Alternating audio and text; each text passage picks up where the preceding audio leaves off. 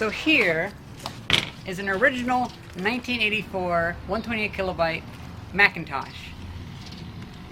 You guys may remember my Apple Lisa. I actually got that for free from the same person that lent me this, because the deal is I restore his old Macintosh and I get the Lisa. So that's a pretty good deal.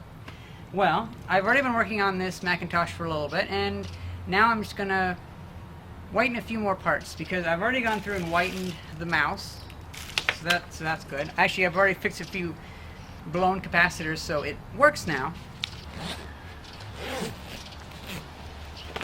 I've already whitened some of the parts. For instance, I've whitened the top part of this and have not whitened the bottom.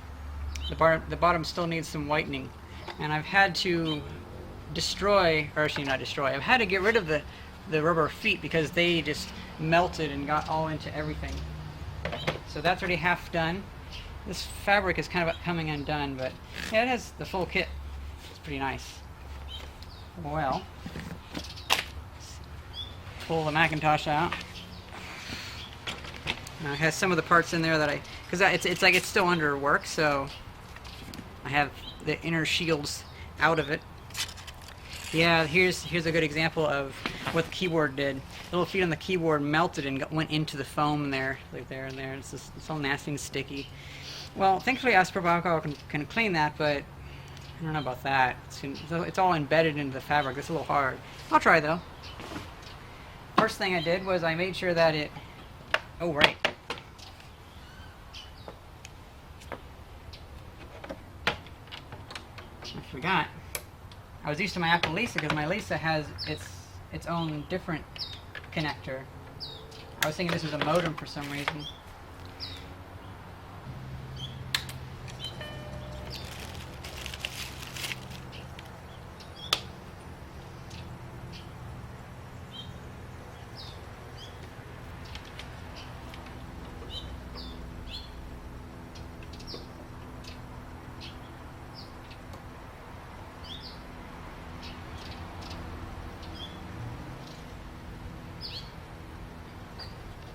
So, what do we have here? Oh, that might be an issue I need to repair.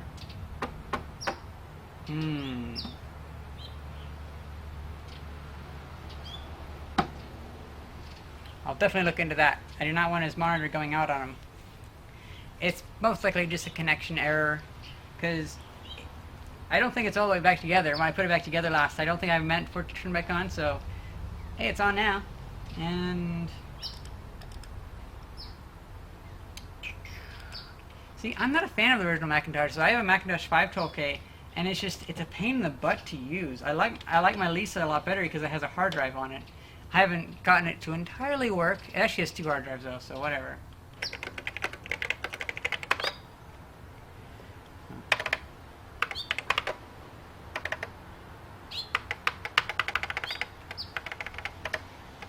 That's one more thing I should probably fix, the in key. That doesn't seem to work.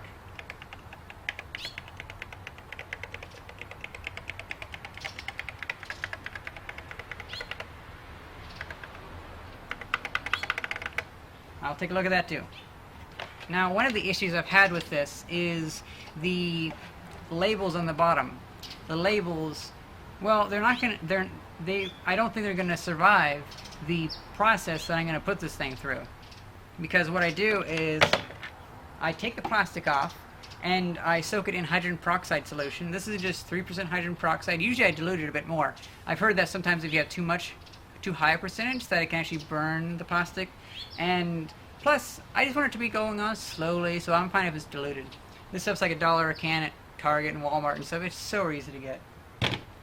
And I don't want the labels to get damaged too much on that. So what I've done is you can peel them off.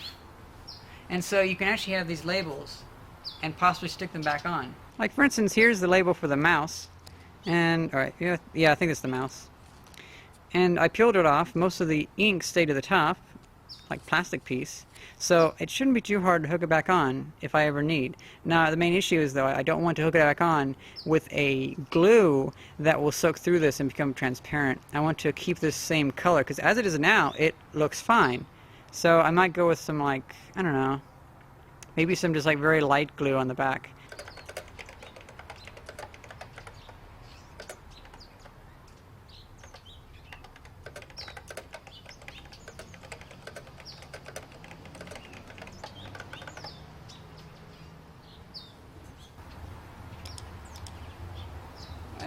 It's weird. Wait a minute, it has a control panel. What the hell? It's like a Windows thing.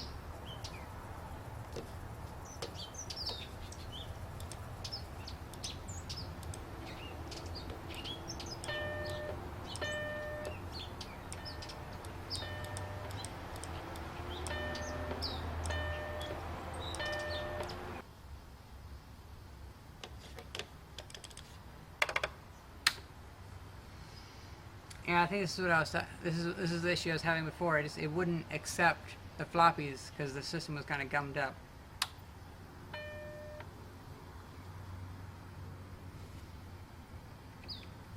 Well, I can fix that too.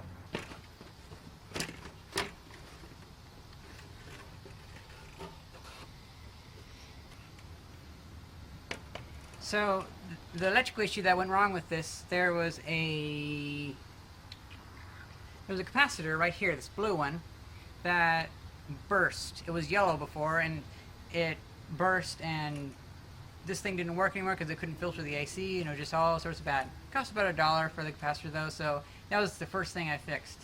And I've already gone through all the trouble of removing all this stuff and whitening the front piece, so that's super easy because I don't have to do it now. And so now we just have the back piece. And yes, inside of the shell is the names of all the people that worked on it. I can't really read the names, but whatever. I mean, people have already shown this already many times, so it's nothing new.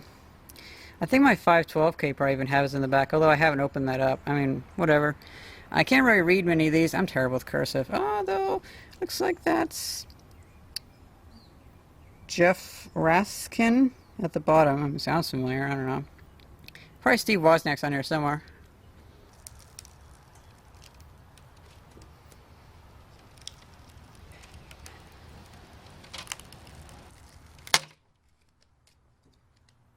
Oh shit, it ripped some of the stuff off.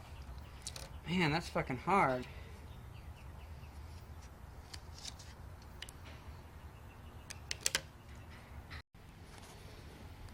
This entire bottom part, like, really wasn't even connected on anymore, just like popped off. That's so weird. I mean, it's like 30-some years old, so of course it's gonna mess up. It's just so weird. Oh well. Well, at least I didn't get anything that was too important. We need to remove all the metal bits, including this, because this will just rust all up.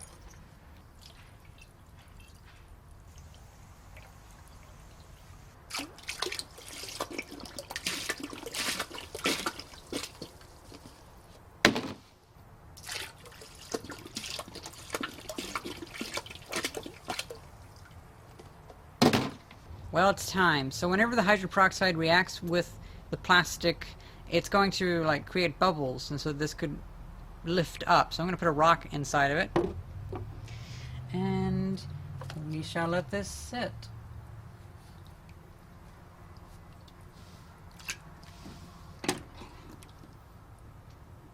Well, that's pretty cool. It's a nice color of that. Unfortunately, it looks like these are stuck together, like glued together, so I don't want to force it and break it, so I don't know if I'm going to be able to fix the in key. Oh man. Nah, I'm just gonna let it go. If he wants me to fix it for him, I can, but he'll have to decide if he wants me to rip that apart or something, because it looks like it has like a line of glue down there and a line of glue down there. It's now about a day and a half, and oh, really bulging out. Lots of bubbles and stuff.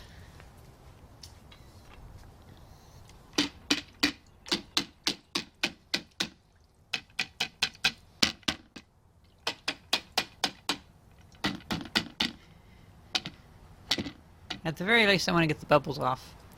But let's turn it over.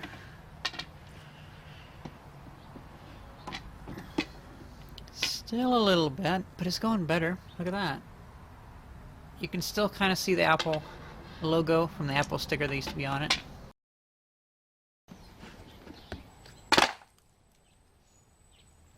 Almost no bubbles on it. You know, I really cannot make out where the sticker was, so I think that's pretty good. Not many more bubbles. So it means most of the hydrogen peroxide has most likely been used up.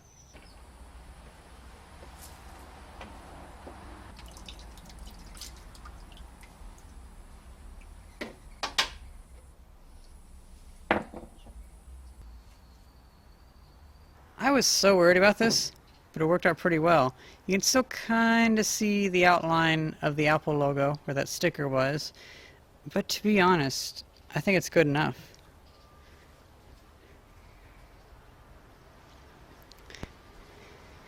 Color in the rear logo is still fine too, so that's all good.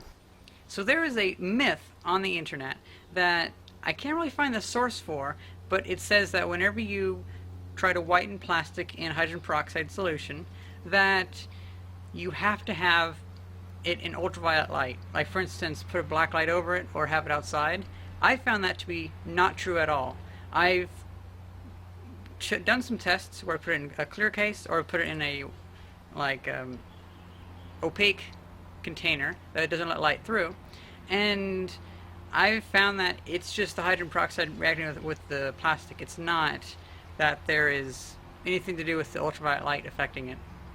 So I would say that is a complete myth, and you don't need to keep your plastic outside while you're whitening it to have any effect. It doesn't make any sense either. But oh well. Now as for the remaining hydrogen peroxide solution itself, this is pretty dilute. Well, actually, this was dilute from the beginning, and now it's even more dilute because, if I remember correctly, hydrogen peroxide is so unstable, or it's unstable enough to where ultraviolet light will decompose it back into water, and I think, oh fuck, what, another oxygen atom? Yeah, I think that's another oxygen atom. So this is most likely very low, like, concentrations of hydrogen peroxide, so very, very low acidity, but I still don't want to possibly kill the grass any more than it's already dead. So there's two options. One, I could put baking soda into here to instantly react with it, or two, just let it sit out, and I believe if I let it sit in the sunlight for a little bit, it should react and just like go back to water. So that's pretty cool. I'll probably just do that. I don't feel like running to the store and get baking soda. So it's all dried out, and I put it back together, and the back piece is still a little bit yellow. I might want to... I might need to do this again. At least another day of soaking. There's a distinct difference. With this, there's not much difference in the back, because obviously this was like that, so it was shielded in the back, but then on the front there is a little bit of difference. But it definitely did help a lot. I forgot to whiten this piece. Look at that. It's definitely a lot more yellow. So I could just try to pass it off like this, but I think what I'm going to do is, since I already have it all apart, it'd be a shame to not go all the way, and I'll run to the store, I'll get some more hydrogen peroxide, fill the tub back up with water, and let it soak for another day and a half. And I guess if I'm doing that, this mouse, I think the bottom part could use a little bit more whitening also.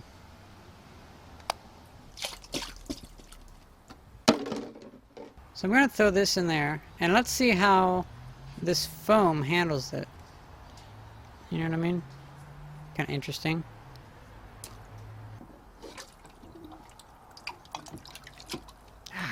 Fuck. Gonna mess up my hands.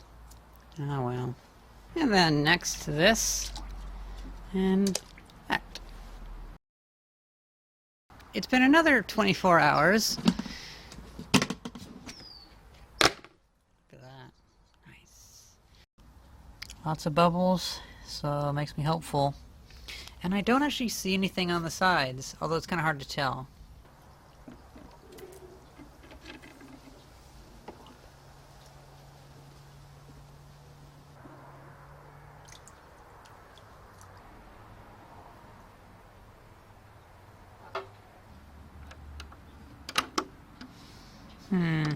This part needs a little more whitening, I think.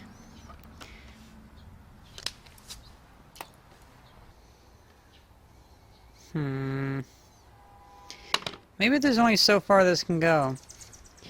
That might be the case.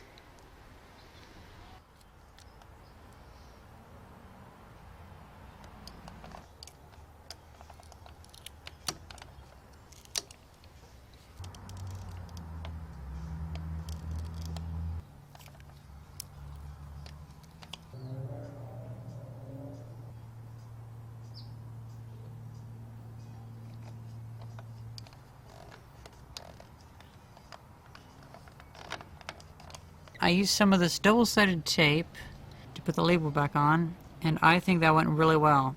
Check that out. You know, I think that's just about good enough.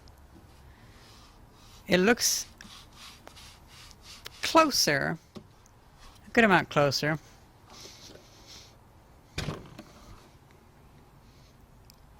It's better than this other one.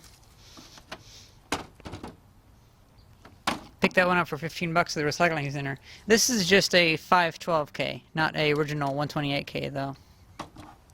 This is the original one. So I originally got that one out because, actually, just FYI, these make great footrests. I use this as my footrest underneath my computer desk. I got that one out because I was afraid that I'd lost the screws to this, but I just discovered there's an extra little pocket in there. So I have everything. So that's good.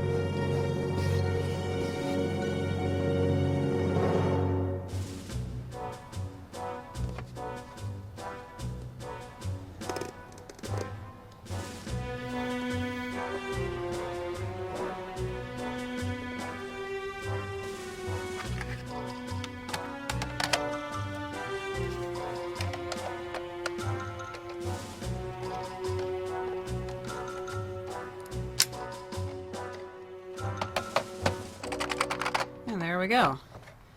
Almost fully functioning keyboard. Here with the N key, of course. But whatever.